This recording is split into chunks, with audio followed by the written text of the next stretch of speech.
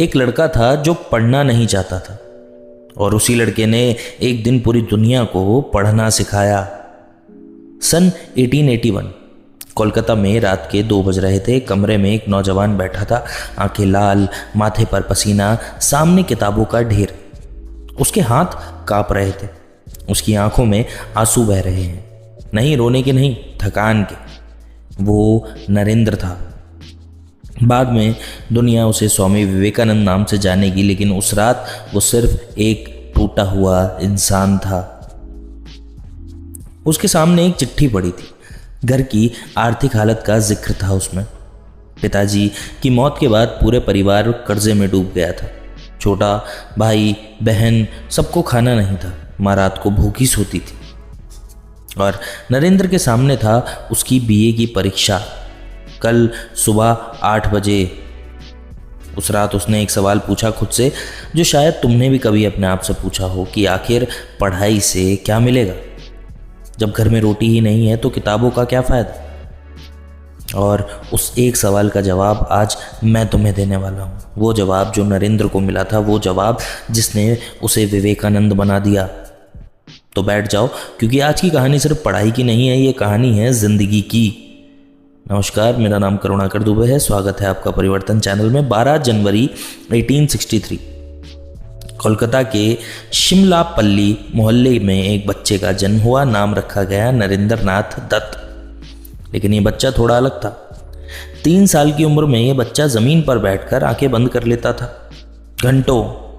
माँ घबरा जाती थी, बेटा ठीक है, कहीं बेहोश तो नहीं हो गया? लेकिन नरेंद्र ठीक था। वो ध्यान कर रहा था। 3 साल की उम्र में स्कूल में हालत और भी गजब थी। टीचर कुछ पढ़ाते, नरेंद्र एक बार सुनता और उसे याद भी हो जाता। एक बार, सिर्फ एक बार में याद हो जाता। दूसरे बच्चे रात रात भर रटते रहते। नरेंद्र एक बार पढ़ता और अगले दिन परीक्षा में सब लिख देता। बाकी बच्चे उससे जलते थे। लेकिन ये जादू कैसा था? इसका क्या राज था? वो राज आज मैं तुम्हें बताऊंगा, लेकिन पहले उस रात की बात करते हैं जिसने नरेंद्र को तोड़ दिया था। पिताजी विश्वनाथ दत्त एक कामयाब वकील थे। घर में सब कुछ था, पैसा, इज्जत, रुतबा। नरेंद्र की पढ़ाई अच्छी चल रही थी, जिंदगी ठीक चल रही थी। फिर अचानक जैसे आसमान गिर पड़ा। 1884 में पिताजी का अचानक से निधन हो गया। नरेंद्र की उम्र थी 21 साल। और उस मौत के साथ साथ एक और सच सामने आया कि घर कर्जे में था, बहुत गहरे कर्जे में। उस रात नरेंद्र घर के बाहर खड़ा था। ठंडी थी, आसमान में बादल थे और उसके अंदर एक तूफान था। वो सोच रहा था, क्या करूं? पढ़ाई छोड़ूं और नौकरी करूं, या पढ़ता रहूं? माँ को खाना देना ज़रूरी है या डिग्री? उस रात वो रामकृष्ण परमहंस के पास गया, जो उसके गुरु थे, जो उसे समझते थे। और उसने एक सवाल पूछा, गुरुदेव, पढ़ाई का मतलब क्या है? जब पेट भूखा हो तो ज्ञान किस काम का? रामकृष्ण ने उसकी आंखों में देखा और फिर कुछ ऐसा कहा जो नरेंद्र की जिंदगी को बदल देगा। नरेंद्र, पढ़ाई इसलिए नहीं होती कि पेट भरे। पढ़ाई इसलिए होती है ताकि तुम वो बन सको जो तुम हो। अगर तुमने खुद को नहीं जाना तो तुमने कुछ भी नहीं जाना। नरेंद्र को ये बात उस रात समझ में नहीं आई, लेकिन कुछ साल बाद शिकागो के उस मंच पर खड़े होकर उसे समझ में आई। सन 1893 शिकागो विश्व धर्म संसद। दुनिया के सबसे बड़े धर्मगुरु, विद्वान और नेता एक जगह जमा थे। हजारों लोग, सैकड़ों लोग के देशों से आए थे और उनके बीच एक भारतीय युवा खड़ा था, भगवा कपड़ों में, बिना किसी बड़े संस्थान के समर्थन के, बिना किसी सरकारी मदद के। उसका नाम था स्वामी विवेकानंद। जब उनकी बारी आई तो हॉल में सन्नाटा छा गया। लोग उत्सुकता से देख रहे थे, ये कौन है? भारत से आया है, क्या ही बोलेगा? विवेकानंद ने माइक थामा, एक पल रुके और फिर बोले, sisters and brothers of America. बस इतना ही, और पूरा हॉल खड़ा हो गया। तालियां थमने का नाम नहीं ले रही थी। 2 मिनट, 3 मिनट तक। क्यों? क्योंकि उन्होंने लेडीज एंड जेंटलमैन नहीं कहा, उन्होंने सिस्टर्स एंड ब्रदर्स कहा। 2 शब्दों ने पूरी दुनिया को एक परिवार बना दिया। लेकिन ये 2 शब्द आए कहाँ से? किताबों से, ज्ञान से, वर्षों की पढ़ाई से, उपनिषदों से, वेदों से, परिश्रमी दर्शन से। और उस पल उस नरेंद्र को समझ आया जो कभी कर्ज से टूटा था। पढ़ाई का मतलब सिर्फ नौकरी नहीं है। पढ़ाई वो हथियार है जो तुम्हें दुनिया के सामने खड़ा करती है। अब मैं तुम्हें समझाता हूं कि सवाल कैसे पूछते हैं। तुम पढ़ते क्यों हो? नौकरी के लिए, माँ बाप को खुश रखने के लिए, दोस्तों से कंपटीशन के लिए? अगर यही कारण है तो स्वामी विवेकानंद कहते हैं कि तुम पढ़ाई का सबसे बड़ा अपमान कर रहे हो। विवेकानंद का मानना था कि पढ़ाई 3 चीज़ें करती है। पहली बात, पढ़ाई तुम्हें खुद से मिलवाती है। जब तुम न्यूटन पढ़ते हो तो तुम ग्रेविटी समझते हो। जब तुम हिस्ट्री पढ़ते हो तो तुम समझते हो कि इंसान कितना मूर्ख रहा है और कितना महान भी। जब तुम लिटरेचर पढ़ते हो तो तुम्हें एहसास होता है कि तुम अकेले नहीं हो। तुमसे पहले भी लाखों लोग तुम्हारी तरह टूटे हैं, उठे हैं और जिए हैं। पढ़ाई तुम्हें बताती है कि तुम स्वयं कौन हो। दूसरी बात, पढ़ाई तुम्हें चुनाव देती है। अनपढ़ आदमी के पास एक रास्ता होता है जो उसे दिखाया गया है। पढ़ा लिखा इंसान खुद रास्ता बनाता है। विवेकानंद ने कहा था, education is not the amount of information that is put into your brain, it is the life giving force, the man making the character building of ideas. सरल भाषा में पढ़ाई जानकारी नहीं है, पढ़ाई वो आग है जो तुम्हारे अंदर जलती है और तुम्हें इंसान बनाती है। तीसरी बात, पढ़ाई तुम्हें डर से आज़ाद करती है। जो डरे हुए हैं, जो पढ़े लिखे नहीं होते, वो जानता है, वो डरता नहीं। नरेंद्र डरता नहीं था। क्यों? क्योंकि उसने पढ़ा था, उसने जाना था। और जब तुम जानते हो तो दुनिया की कोई भी ताकत तुम्हें हिला नहीं सकती।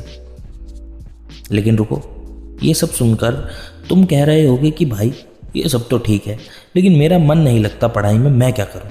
तो सुनो एक कहानी। 1877 नरेंद्र की उम्र थी सिर्फ 14 साल। वो अपने स्कूल के सबसे होशियार छात्रों में से एक था। लेकिन एक दिन उसके एक दोस्त ने पूछा, नरेन तू इतनी मेहनत कैसे करता है? मेरा तो बिल्कुल मन नहीं लगता। नरेन रुक गया और उसने एक ऐसा जवाब दिया जो उसके दोस्त ने कभी नहीं सोचा था, मेरा भी नहीं लगता। दोस्त हैरान हो गए, क्या तू तो सबसे ज़्यादा याद कर लेता है? मन लगना और मन लगाना दोनों अलग अलग हैं। मैं अपने आप कभी नहीं लगता, या मन मेरा अपने आप कभी नहीं लगता। मन लगाना पड़ता है, जैसे आग जलाने के लिए पत्थर घिसने पड़ते हैं, वैसे ही। यही था विवेकानंद का पहला राज। मन लगाना एक फीलिंग नहीं है, मन लगाना एक स्किल है। और वो स्किल कैसे डेवलप होती है उन्होंने बताया। विवेकानंद ने कंसंट्रेशन पर एक पूरी थ्योरी बनाई थी और आज उसे मॉडर्न साइंस उनकी बात को सही साबित कर रही है। उन्होंने कहा कि concentration is the essence of all the knowledge. एकाग्रता ही सब कुछ है, लेकिन एकाग्रता आती कैसे है? पहला तरीका, कारण खोजो, मजबूरी नहीं। जब तुम किसी काम को मजबूरी से करते हो तो दिमाग लड़ता है, वो कहता है कि मुझे नहीं करना, और तुम कहते हो कि करना ही पड़ेगा। इस लड़ाई में एनर्जी खर्च होती है, पढ़ाई में नहीं। लेकिन जब तुम्हें पता हो कि मैं ये क्यों पढ़ रहा हूँ, तो दिमाग कॉर्पोरेट करता है। नरेंद्र जब भी सब्जेक्ट पढ़ता तो पहले खुद से पूछता कि इसका मेरी ज़िंदगी में क्या कनेक्शन है। जब तक उसे जवाब नहीं मिलता वो आगे नहीं बढ़ता। इसलिए उनका हर पढ़ा हुआ जीवती था, मुर्दा नहीं। दूसरा तरीका, टाइम नहीं, डेप्थ दो। आज के बच्चे कहते हैं कि मैंने 5 घंटे पढ़े। विवेकानंद पूछते हैं कितनी डेप्थ से पढ़े तुम? 5 घंटे। 5 घंटे डिस्ट्रैक्टेड पढ़ना इज इक्वल टू 0। 30 मिनट पूरी तरह डूब कर पढ़ना, जन्म भर याद। उन्होंने खुद एक बार कहा था, मैं किताब तभी पढ़ता हूँ जब बाकी सब चीज़ें मेरे लिए एग्जिस्ट करना बंद कर दें। ये है डीप वर्क। और आज कॉल न्यूपोर्ट जैसे एक्सपर्ट यही सिखाते हैं कि 150 साल बाद। तीसरा तरीका, बॉडी के साथ रहो। विवेकानंद कहते हैं कि a sound mind in a sound body, स्वस्थ शरीर में ही स्वस्थ दिमाग रहता है। वो हर रोज़ व्यायाम करते थे, खाने का ध्यान रखते थे, नींद पूरी लेते थे, और तुम रात भर जाग कर पढ़ते हो तो तुम पढ़ नहीं रहे हो, तुम दिमाग को टॉर्चर कर रहे हो। नींद में दिमाग मेमोरीज को कॉन्सोलिडेट करता है, जो रात को सोया उसकी मेमोरी अगले दिन बेहतर होती है। ये साइंस है, यही हैं स्वामी विवेकानंद। और अब वो हिस्सा जिसका तुम सबसे ज़्यादा इंतज़ार कर रहे थे, चीज़ें कैसे याद करें। एक बार एक अमेरिकी पत्रकार ने विवेकानंद से पूछा, आप इतनी भाषाएं कैसे जानते हैं, इतनी किताबें कैसे याद हैं आपको, आपकी मेमोरी का राज क्या है। विवेकानंद जी मुस्कुराए और बोले, मैं याद नहीं करता, मैं समझता हूँ। पत्रकार ने पूछा, फ़र्क क्या है इसमें। विवेकानंद जी बोले, जो रटा जाता है वो भूल दिया जाता है, और जो समझा जाता है वो जीवन भर साथ रहता है। एक एक्सपेरिमेंट करते हैं, मैं तुम्हें एक नंबर याद करने को कहता हूँ, 1857। रटो, याद किया, ठीक है। अब मैं तुम्हें कहता हूँ कि 1857 वो साल था जब भारत ने पहली बार अंग्रेज़ों के खिलाफ एकजुट होकर लड़े, जब सिपाहियों ने बंदूकें उठाई, जब मंगल पांडे ने पहली गोली चलाई, जब झांसी की रानी ने घोड़े पर चढ़कर कहा कि मैं अपनी झांसी नहीं दूंगी। अब बताओ, 1857 भूलोगे? कभी नहीं। यही है विवेकानंद की मेमोरी का तरीका। स्टोरी के साथ जुड़ो। विवेकानंद ने मेमोरी के बारे में 3 बड़ी बातें कही थी, और ये तीनों आज की न्यूरो साइंस से मैच करती हैं। पहली बार, एसोसिएशन, जोड़ना। हर नई चीज़ को किसी पुरानी चीज़ से जोड़ो। दिमाग नई चीज़ें तभी याद रखता है जब उसे पुरानी चीज़ें कनेक्ट हो पाती हैं। माइटोकॉन्ड्रिया, याद नहीं हो रहा, उसे बिजली घर से जोड़ो। सेल, बिजली घर। अब भूलोगे नहीं ना, क्योंकि तुम्हारे दिमाग में बिजली घर पहले से मौजूद है। दूसरी बात, रिपीटिशन विद गैप, अंतराल से दोहराना। विवेकानंद एक किताब पढ़ते और फिर एक हफ्ते बाद उसे याद करने की कोशिश करते, और जो याद ना आए वो दोबारा पढ़ते। आज इसे स्पेस्ड रिपीटिशन कहते हैं। हरमैन एबिगेनिस ने प्रूव किया, जो भी गैप के साथ दोहराई जाएं चीज़ें ब्रेन में डीप तरीके से स्टोर हो जाती हैं। अंकी ऐप इसी प्रिंसिपल पर काम करता है, लेकिन विवेकानंद ये 1880 में कर रहे थे, बिना किसी ऐप, बिना किसी साइंटिस्ट की बात सुने। तीसरी बात, टीच इट, दूसरों को सिखाओ। विवेकानंद का सबसे बड़ा राज ये था कि जो तुमने पढ़ा उसे किसी को सिखाओगे, किसी दोस्त को, छोटे भाई बहन को, या खुद को, तो आईने के सामने खड़ा होकर भी, तो जो तुम सिखाते हो तो तुम्हें गैप्स दिखते हैं। जहाँ तुम एक्सप्लेन नहीं कर पाते वहाँ तुम्हें पता चलता है कि तुम खुद ही नहीं समझे। इसे आज फाइन मैन टेक्निक कहते हैं, लेकिन विवेकानंद इसे 1890 में यूज़ किया करते थे। वो अपने गुरु भाइयों को रोज़ पढ़ाते थे, हर रात, और उन्होंने दिन में सीखा वो रात में बांटते थे, इसलिए वो कभी नहीं भूलते थे। लेकिन ये सब थ्योरी हैं, असली कहानी अभी बाकी है। 1899 स्वामी विवेकानंद बीमार थे, बहुत बीमार, डायबिटीज़, किडनी बीमारी थी उन्हें, अस्वस्थ थे। डॉक्टरों ने कह दिया था कि ये 1 साल से ज़्यादा नहीं बचेंगे, और उसी बीमारी में उन्होंने डिसाइड किया कि वो एक लाइब्रेरी बनाएंगे, एक स्कूल खोलेंगे बेलूर मठ में। लोगों ने कहा, स्वामी जी आप बीमार हैं, आराम कीजिए। विवेकानंद ने कहा, जब तक सांस है काम है। और उन्होंने लाइब्रेरी बनाई, उन्होंने स्टूडेंट्स को पढ़ाया, उन्होंने किताबें लिखी। लेकिन एक रात एक छात्र उनके पास आया, उसका नाम था शरत।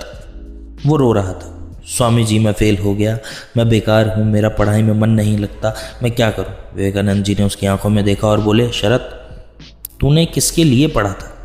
माँ बाप के लिए, पास होने के लिए हैं? इसलिए फेल हुआ है। जिस दिन तू खुद के लिए पढ़ेगा उस दिन कोई तुझे फेल नहीं कर सकता। शरत चुप हो गया। लेकिन स्वामी जी खुद के लिए पढ़ने का क्या मतलब है? मतलब है ज्ञान को अपनी ज़िंदगी का हिस्सा बनाना। जब न्यूटन्स लॉ पढ़ो तो सोचो कि ये मेरी ज़िंदगी में मैं कहाँ हूँ। जब हिस्ट्री पढ़ो तो सोचो कि इससे मैं क्या सीखता हूँ, और जब साइंस पढ़ो तो सोचो ये दुनिया को कैसे बेहतर बना सकती है। यही है खुद के लिए पढ़ना। शरत उस रात चला गया, लेकिन वो बदल गया। पर तुम, क्या तुम बदले? 11 सितंबर 1893 रात के 11 बज रहे थे। स्वामी विवेकानंद अपने कमरे में बैठे थे। कल उन्हें शिकागो में बोलना था, दुनिया के सामने, हज़ारों लोगों के सामने, और वो डरे हुए थे। हाँ, विवेकानंद जी डरे हुए थे, उनके हाथ काँप रहे थे, उनके मन में 1000 सवाल थे। क्या मैं सही बोल पाऊँगा? क्या वो समझेंगे? क्या मेरी आवाज़ पहुँचेगी? और उस रात उन्होंने जो किया वो तुम्हें भी करना चाहिए। उन्होंने एक कागज़ उठाया और लिखा कि मैं क्या सीखा है। और लिखते लिखते उन्हें याद आने लगा कि सालों की पढ़ाई, उपनिषदों की वो रातें जब वो घंटों बैठकर संस्कृत समझते थे, रामकृष्ण की जो बातें जो उन्होंने एक एक शब्द याद कर रखे थे, इंग्लिश में पढ़ा था, सब कुछ उन्हें याद आने लगा। क्योंकि उन्होंने रटा नहीं था, उन्होंने जो जिया था वो उन्हें याद आने लगा। और अगले दिन जब वो मंच पर पहुंचे और खड़े हुए तो उन्होंने दुनिया को वो दिया जो उन्होंने सालों में कमाया था। Sisters and brothers of America. दोस्तों, आज मैंने तुम्हें 3 चीज़ें बताई। पहली, पढ़ाई क्यों ज़रूरी है। इसलिए नहीं कि जॉब मिले, इसलिए कि तुम वो बन सको जो तुम हो। पढ़ाई तुम्हें खुद से मिलवाती है। दूसरी, मन कैसे लगाएं। मन लगाना एक फीलिंग नहीं है, एक प्रैक्टिस है। कारण खोजो, डेप्थ दो, बॉडी का ख्याल रखो। तीसरी, याद कैसे करें। रटो नहीं, जोड़ो, गैप से दोहराओ, और जो पढ़ा है उसे किसी को सिखाओ। लेकिन इन सबसे बड़ी बात है जो स्वामी विवेकानंद से सिखाई थी कि खुद के लिए पढ़ो। हर किताब जो तुम पढ़ते हो वो तुम्हारे अंदर कुछ जोड़ती है। हर कॉन्सेप्ट जो तुम समझते हो वो तुम्हें थोड़ा और बड़ा बनाता है। हर आइडिया जो तुम सीखते हो वो एक दिन काम आता ही आता है।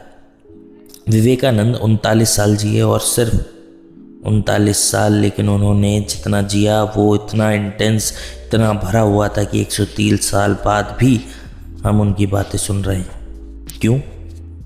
क्योंकि उन्होंने पढ़ा था, सोचा था, समझा था। तुम्हारा शिकागो कब है? वो मंच कब है जब तुम दुनिया को सामने खड़े होगे? शायद कल या शायद 10 साल बाद, लेकिन वो मंच आएगा, ज़रूर आएगा। और उस दिन तुम्हारे पास क्या होगा? सिर्फ वही जो तुमने पढ़ा होगा, जो तुमने समझा होगा, जो तुमने जिया होगा। तो आज से एक किताब उठाओ, एक पेज पढ़ो, एक कॉन्सेप्ट समझो। छोटा कदम, लेकिन यही विवेकानंद बन सकता है। जय हिंद, जय भारत। अगर आज ये कहानी तुम्हारे दिल को छू गई हो तो इस वीडियो को उस दोस्त को भेजो जिसका पढ़ाई में मन नहीं लगता, और कमेंट में लिखो, मेरा शिकागो भी एक दिन आएगा। और अगर तुम विवेकानंद के बारे में और जानना चाहते हो तो चैनल को सब्सक्राइब करो, क्योंकि अगली वीडियो में मैं बताऊंगा कि वो एक आदत जो विवेकानंद हर रोज़ करते थे, जिसने उनकी मेमोरी को सुपर ह्यूमन बना दिया। मिलते हैं अगली कहानी में। धन्यवाद।